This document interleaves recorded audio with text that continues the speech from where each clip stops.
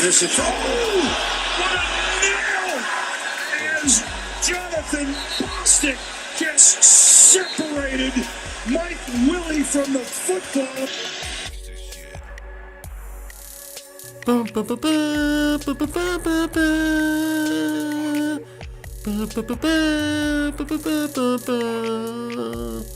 Sire, roll out the red carpet.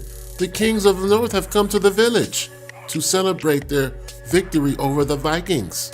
On top of that, the royal jewelry is clean. Welcome, the Kings of the North, the Chicago Bears. Bear down. All right, you already know what time it is. It's Fourth Quarter Boys Sports. I'm your illustrious host, Professor Lake, on this Victory Monday. We're going to discuss the Chicago Bears drumming of the Minnesota Vikings at Soldier Field, 25-20. Again, it's another game where the score really isn't indicative of how the Bears handled their business. But before we get into it, you know what I do. It's Fourth Quarter Boys Sports. I'm your illustrious host, Professor Lake. Like, comment, share, subscribe. Chill. Be a Fourth Quarter Boy for life, man, for life. Hit that notification bell. Let's jump right into the recap. So the Bears host the Minnesota Vikings, primetime football, 7:20 p.m. Sunday night. And they went out there and handled their business. The Bears defense was able to stick it together, subdue these wide receivers. They were able to gain control of the game early on. The pass rush was there. The secondary stepped up, made a couple big plays as they usually do, and it was needed. Adam Thielen was quiet all game. Stephon Diggs, he did show up in the stat sheet, but sometimes it's a situation where it's too much, too late. All right. Offensively, you've seen what happened. Mitchell Trubisky continues to grow within the offense. Despite throwing 2 interceptions, I think fans will admit that you could tell that he is running this offense, going no huddle, audibling himself at the line of scrimmage. He just has way more control over this offense at this point. I think Matt Nagy is cutting him some slack and just giving him opportunities to grow and be a better quarterback, man. It just looked good out there. He looked like he knew what he was doing. Jordan Howard was a contributor today, gaining his yardage on first and second down, really helped put the Bears in great situations on third down. So he rushed for 18 carries, 63 yards. Taylor Gabriel had a nice game, 7 receptions for 52 yards. We have our band of merry men to help out. Anthony Miller scored a touchdown as well. A couple other guys contributed. Eddie Jackson scored a touchdown. Cody Parkey was able to turn things around as well. So the Bears defense, they were able to hold Kirk Cousins to 30 of 46 passing, 262 yards, 2 touchdowns and 2 interceptions. Dalvin Cook, he was a no-show today. 9 carries for 12 yards. 12 yards. The Bears said they were going to stop the run, and they did more than stop the run. This was a ridiculously poor game for Dalvin Cook. Stephon Diggs did step up. I feel like most of his receptions were in garbage time when the game had pretty much been decided. He was able to garner 13 receptions for 126 yards and 1 touchdown. Pretty decent game, but again, it was a situation where it was too much, too late. Mitchell Trubisky was 20 of 31 for 165 yards passing and 1 touchdown. He did have a pair of interceptions as well. Jordan Howard had 18 carries for 63 yards. And again, like I said, he was able to produce a lot on first and second down. Taylor Gabriel had a nice game as well. Anthony Miller showed up on the stat sheet with a touchdown, and so did Eddie Jackson. Cody Parkey did his thing as well when it comes to getting these field goals in between the uprights. So he was able to turn things around. So in the first quarter, the Bears were able to garner a 33-yard field goal from Cody Parkey.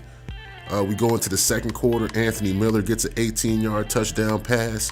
Josh Bellamy caps that off with a 2-point conversion. Cody Parkey hits another field goal. This time it's for 41 yards. In the third quarter, like I said before, the first half, the Bears shut down the Vikings. It was not looking good for them. In the third quarter, the Vikings get one field goal. The Bears were quiet as well in the third quarter, but that's the only thing that happened. Fourth quarter, the Vikings get a field goal. The Bears come back with Eddie Jackson with an interception return, 27 yards for a touchdown. The Vikings pass for one touchdown, trying to get themselves back into the game. Parkey kicks a 48-yard field goal, and Diggs gets a touchdown pass as well. But as I said before, what the Vikings were able to put together, it was too late for them to come back. There just was not enough time. The Bears dominated defensively. Offensively, they did what they wanted to do. Barring the Mitchell Trubisky turnovers and a Tariq Cohen fumble, the Bears looked pretty good on offense. Mitch just made a couple bad decisions, and I respected decisions as well. He was trying to make a play, and I want a quarterback like that.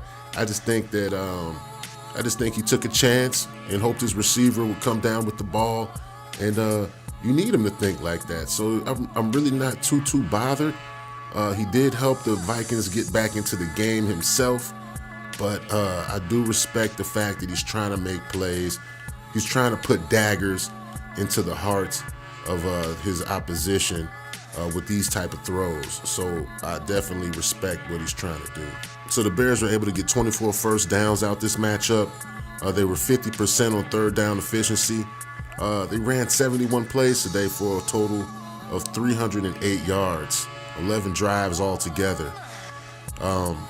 This was another situation where the Bears were able to dominate the time of possession with 34 minutes and 29 seconds to the Vikings 25 minutes and 31 seconds.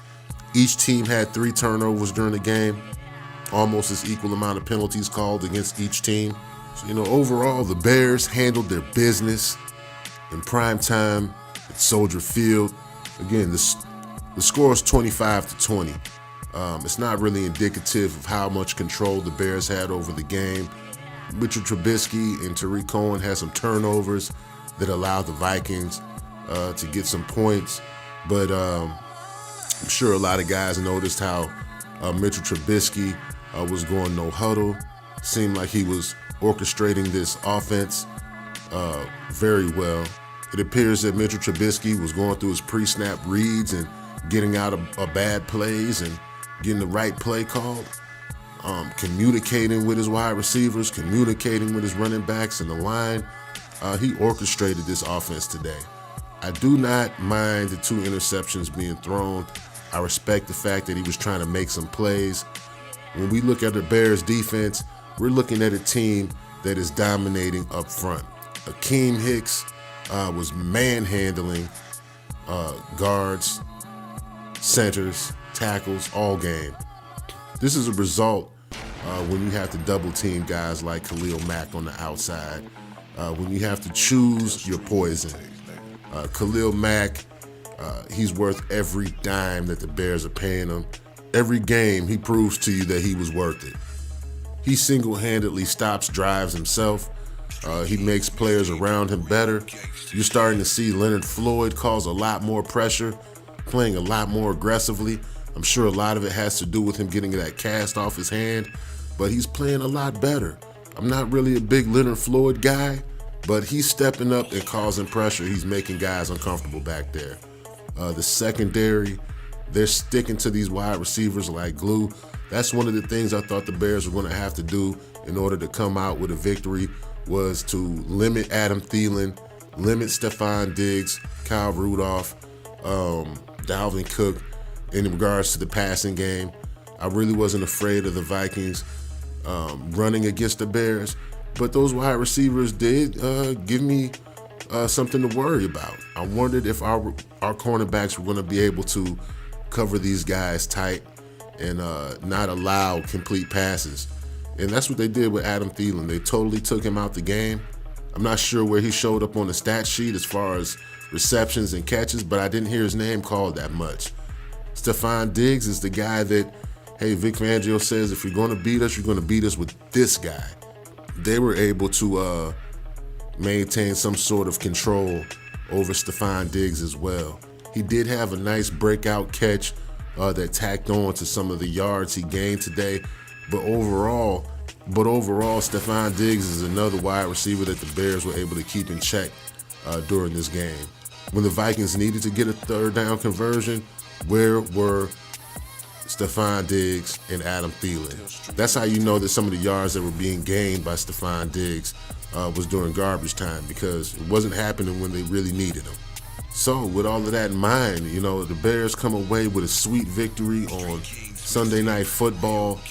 It really feels good to watch some good football from the Bears.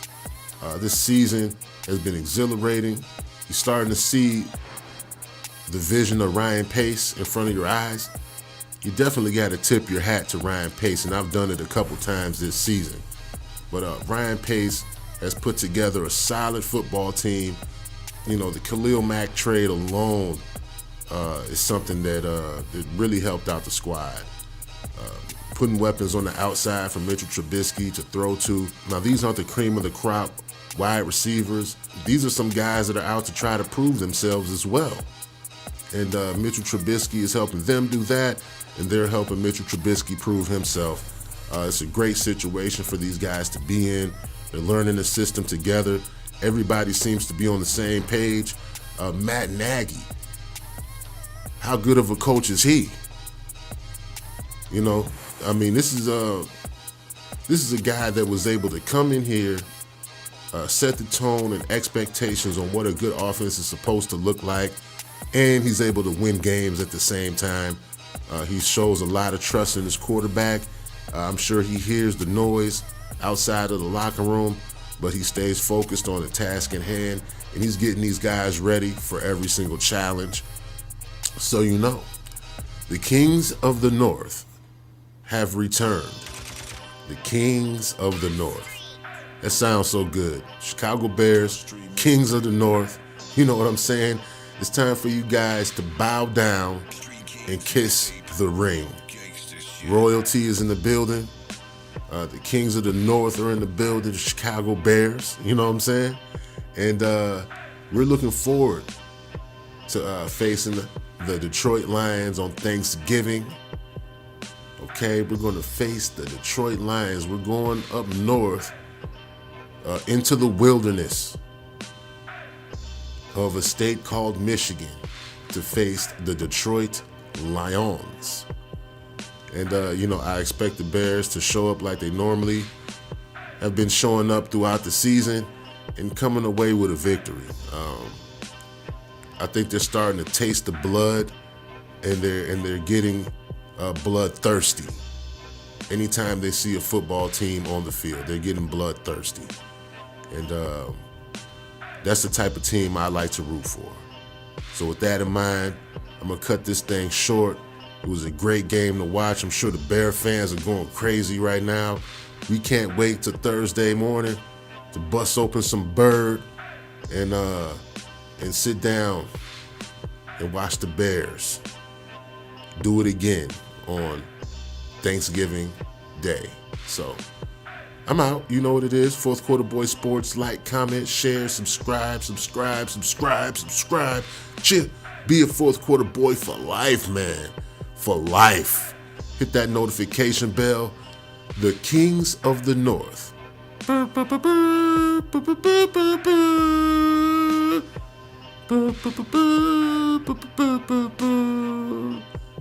Sire, the royal jewelry is clean. And this is, what a nail! As Jonathan Bostic gets separated, Mike Willie from the football.